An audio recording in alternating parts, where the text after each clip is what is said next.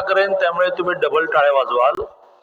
जून पासून महाराष्ट्रातल्या एकाही मुलीला मेडिकल, इंजिनिअरिंग, लॉ, MBA सहित कुठल्याही कोर्सला 1 रुपयाही फी भरावी लागणार नाही.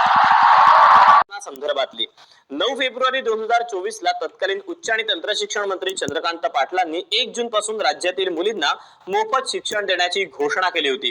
मात्र ही घोषणा हवेत विरल्याचं पाहायला मिळतंय. रुपयांपेक्षा कमी असलेल्या सर्व जातीय धर्मांना किंवा सर्व जातीय किंवा धर्मीय मुलींना मोफत शिक्षण देण्यात येणार आहे. महाराष्ट्राचे शिक्षण मंत्री चंद्रकांत पाटील यांनी मुलींसाठी मोफत शिक्षण ही योजना सुरू करण्याचं सांगितलं होतं. त्यानंतर त्यांनी यावरती प्रक्रिया देखील सुरू झाल्याचं सांगितलं. पण त्यानंतर भाष्य करताना चंद्रकांत पाटील हे काय म्हणाले तुम्हीच बघा. पूर्ण फी माफ आहे. केंद्र 60% आणि राज्य 40% देतं. त्या धर्तीवर ओबीसी आणि 8 लाखापेक्षा कमी उत्पन्न असणाऱ्या आर्थिक मागासांसाठी 642 कोर्सेसला माननीय देवेंद्रजी मुख्यमंत्री असताना निम्मी फी सुरू झाली. मध्यंतरी परभणीला एका मुलीने आत्महत्या केली. त्या चिठ्ठीमध्ये तिने असं लिहिलं, माझी निम्मी फी सरकार भरते त्याबद्दल धन्यवाद, पण उरलेली निम्मी फी भरायला माझ्या आई वडिलांकडे पैसे नसल्यामुळे मी आत्महत्या करतो. त्यावर अतिशय संवेदनशील मुख्यमंत्री एकनाथ शिंदे यांनी हा निर्णय केला. त्या 8 लाखापेक्षा कमी उत्पन्न असणाऱ्या SC ST ला तर ऑलरेडी 100% फी माफ आहे. ओबीसी आणि आर्थिक मागासातल्या मुलींची 100% फी माफ करायची. त्याला 1000 कोटी खर्च येणार आहे.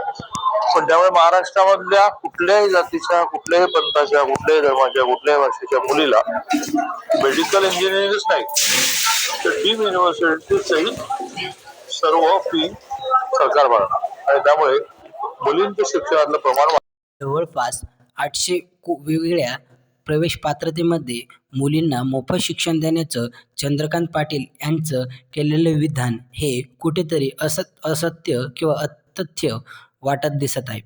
कारण ज्या प्रकारे चंद्रकांत पाटील यांनी घोषणा केली होती त्या प्रकारे नक्कीच 1 जून नंतर मुलींना महाराष्ट्रामध्ये प्रत्येक पदव्युत्तर अभ्यासासाठी शिक्षण मोफत होईल असं वाटत होतं. पण ज्या प्रकारे कॉलेजला पदव्युत्तर अभ्यासासाठी ज्या प्रकारे प्रवेश घेत आहेत त्या प्रकारे कॉलेज नक्कीच पूर्ण फीज ही मागत आहे.